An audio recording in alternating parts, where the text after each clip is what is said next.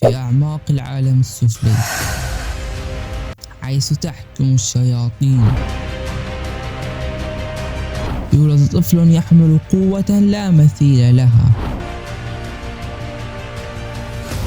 هل هو أمل هذا العالم المظلم أم أنه مجرد لعنة؟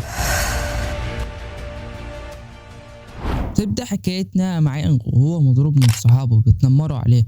واحد فيهم بيقول ده عاوزنا نشفق عليه، ونفس الواد بيتف على الأرض وبيقول له يونغ يلا الحاسة زي الكلاب. يونغ بيقول في نفسه أنا مجرد تسلية ليهم، بيتمنى الموت. الواد بيضربه بيقول له أنا مش قلت لك الحاسة زي الكلاب؟ وبنتعرف على الواد واللي اسمه جاي، بيقول له يلا الحاسة يا يونغ.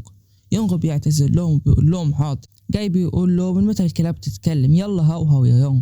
بيقول له يلا الحسها يا يونغ، وفعلا بطلنا بيلحسها وبيقول لنفسه انا بالنسبه ليهم فريسه. جاي بيقول له انت مطيع، خد الهديه دي، وبيكب عليه علبه لبن وبيقول له يلا كل اللبن ده. ويونغ بياكل زي الكلاب، واصحابه في الفصل كلهم بيتريقوا عليه وبيقولوا ان اكل حليب متعفن. وبيقول لنفسه انا اقدر اشوف نظرات الفصل كله ليه، واكيد هم بيشفقوا عليه. وبيقول انا مستحقش كل ده، انا خلاص هموت نفسي. وبيمسك الكتر ولكن مش بيقدر وبيرميه على الارض، وبيقول انا محتاج حد ينقذني حتى لو كان شيطان.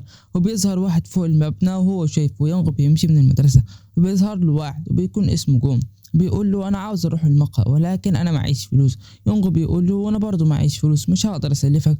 الواد بيتعصب وبيضرب يونغ، بيقول له انت شايفني غبي عشان كده مش عاوز تديني فلوس؟ يونغ بيقول له انت فاعل غلط، انا هجمع لك فلوس.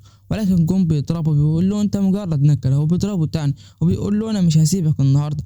يونغ بيترجاه وبيقول له انا اسف، وبيرمي سجاره وبيقول له طفيها. يونغ بيوافق وبيروح يطفيها، فبيقول له ما تطفاش زي كده، طفيها بلسانك يا يونغ. يونغ بينصدم. جون بيقول له عندك مشكلة؟ يونغ بيقول له لا. يونغ بيقول لنفسه انا مجرد فاشل، ليه بيحصل كل ده؟ ليه مش عاوز تسيبني في حالي؟ يونغ بيقول انا خايف. هو ما يعرفش انا بشعر بايه، وبيطفيها يونغ ولكن مش بيشعر بحاجة. جون بيصرخ من شدة الألم. يونغ بيقول له ايه اللي حصل؟ جون بيقول له انت عملت فيا ايه؟ ويونغ بيهرب وبيوصل بيته وبيقول انا ما حسيتش بأي ألم، ايه اللي بيحصل؟ وبيطلع له شيطان وبيقول له عاوز تعرف ايه اللي حصل؟ يونغ بيترعب بيقول له انت مين؟ الشيطان بيقول له اهدى، انا هنا عشان اساعدك وانا انقذك من كل اللي بيحصل لك، وانا اللورد الشيطان. وبيقول له ايه رايك نلعب لعبه مع بعض؟ يونغ بيستغرب وبيقول له انت شيطان؟ ايه اللي جابك هنا؟ بيقول له انت استدعيتني. بيستغرب بيقول له انا استدعيتك. وبنروح لجون واللي بيقول ايه اللي حصل. انا متاكد ان هو اللي طفى السجاره، المفروض هو اللي تدع ولكن انا اللي حسيت بالالم. وبتعصب وبيقول انا لازم اقتله. وبنروح ليونغ واللي بيقول للورد انت عطيتني قدره. بيقول له ايوه، قدرتك عباره ان انت لو فكرت في حد بتكرهه واذيت نفسك انت مش هتشعر بالالم، الشخص اللي فكرت فيه هو اللي هيشعر بالالم. يونغ بيقول له انا هيحصل ايه؟ بيقول له مش هيحصل لك حاجه. وبيكمل كلامه ان كل ده بمقابل وعي، انك كل ما تستخدم قوتك هتخسر جزء من جسدك. بيقول ليونغ ان ده مش عدل. اللورد بيقول له انت شخص ضعيف ومحتاج القوه، بدل ما تكون الفارسه تبقى الصياد، والقرار ليك في الاخر. وبيفتكر يونغ التنمر والضرب اللي كان بيحصل عليه من اصحابه، وبيضحك ضحكه شريره وبيقول كل ده ما يهمنيش، انا عاوز القوه عشان انتقم منهم كلهم. وبيقول له اللورد هو ده الكلام اللي عاوز اسمعه منك. وبيعمل معاه عقد وبتظهر على في يد يونغ، وبيقول له كل ما تستخدمها تاخد جزء من جسدك، والقدرة تفضل معاك لمدة 30 يوم. يونغ بيتصدم وبيقول له 30 يوم بس؟ بيقول له اللورد ايوه، عاوزك تفرحني وتستخدم قوتك. يونغ بيقول له ايه اللي هيحصل لو انتهت فترة حياتي؟ بيقول له جسدك هيكون ملك، وبيمشي وبيسيب هنا. يونغ بيقول اخيرا امتلكت قوه، وبيضحك وبيقول حان وقت الانتقام. وبيروح المدرسه وبيجي جون وبيمسكه وبيقول له انت مفكرني اني هسيبك ولا ايه؟ انا مستنيك فوق السطح في فتره الغداء، اوعى تهرب. يونغ بيرفع راسه وبيقول حان وقت الانتقام. فتره الغداء يونغ بيركب فوق السطوح. يوم بيقول له كنت مفكرك هتخاف وتهرب ولكن انت جيت لموتك برجليك. وبيتف عليه وبيقول له انا مش عارف ازاي انت حرقتني. وبيضحك يونغ وبيقول له مش لازم تعرف، انت هتستحق كل اللي حصل فيك. بينصدم جون وبيضرب يونغ وبيقع على الارض وبيقول له انا مش عارف انت بتفكر فيه ولكن خلاص هموتك. وبيمسك سكينه وبيهجم عليه. يونغ بيقول له انا مش هسيبك المره دي، انا لازم انتقم. وبيكون خلاص هيضربه وبيمسك يونغ خشب وبيقول له اللي هيموت هو انت. وبيقع جون وبيشعر بألم شديد وبيقول له يونغ انت عملت فيا ايه؟ يونغ بيقول له حصل لك ايه؟ هل الألم شديد ولا لا؟ بيرد جون عليه وبيقول له انا مش مصدق ايه اللي حصل، انا بشعر بألم فظيع، انا لازم اتصرف. وبيهجم على يونغ مره واحده وبيضربه وبيقول له انا مش قلت لك انك نكره؟ اتصرف كانك نكره احسن. يونغ بيقول له شوف النكره هتعمل فيك ايه، استعد للموت. فجاه بيقع جون وبيشعر بألم رهيب وبيقول له يونغ في مقوله بتقول اكره الخطيئه لا تكره المخطئ، وانا عملت كده طول حياتي. وبيقول له جون هم اللي بيعملوا كده وانا بعمل زيهم. مسامحني أرجوك، وكل ده بدون قصد. يونغ بيقول له ازاي ما كانش قصدك، أنا هدفعك تمن اللي عملته فيا. جون بيشعر بألم شديد. يونغ بيقول له ازاي بتقول من غير قصد، كل اللي عملته فيا وفي الآخر بدون قصد. جون بيشعر بألم شديد. يونغ بيقول له موت، وفعلا جون بيموت. يونغ بيقول أخيرا اتخلصت منه، كده دي أول فريسة معايا. فجأة بيظهر ولد وبيكون اسمه دونغ، واصحابه بينادوه بالضفدع، عايش موت زي يونغ بالظبط، وطول حياته بيتم التنمر عليه. وهو كان طالع فوق السطح وسمع صوت دوشة، وبيقول يونغ هو ممكن يبلغ عن الشرطة، أنا لازم أقتله. فجأة دونغ بيقرب منه وبيقول له شكرا إنك أنقذتني. يونغ بيستغرب بيقول له أنا منقذ. وبينتقل المشهد ونشوف وحوش ماشية، وفي ولد بيجي وبيمسحهم من على وجه الأرض.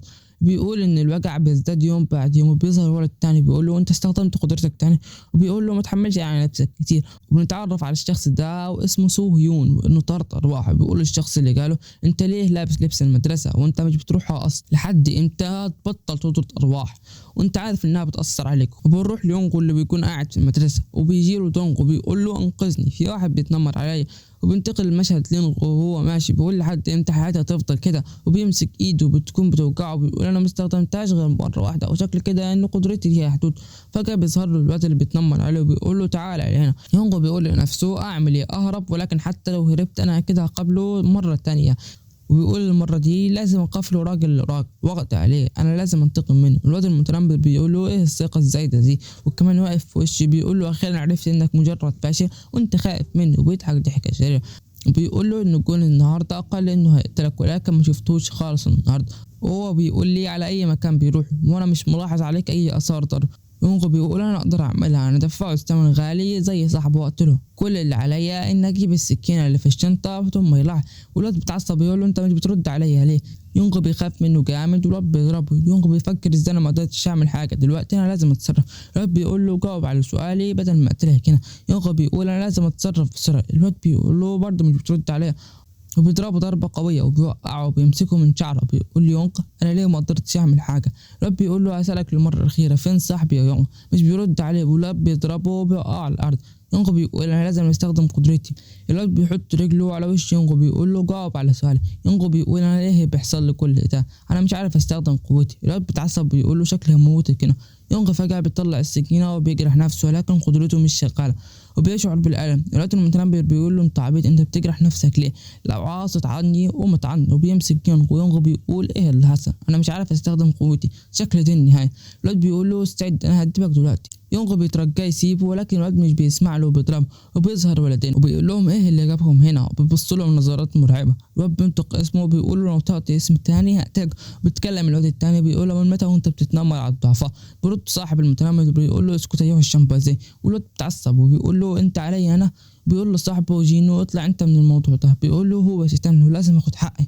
الواد العملاق بيقول له عندك مشكلة وبطل تستخبى ورا صاحبك. وبيشتمه تاني. جينو بيتعصب جدا والواد بيقول له انا مش لازم اسكت. وبيشتمه تاني.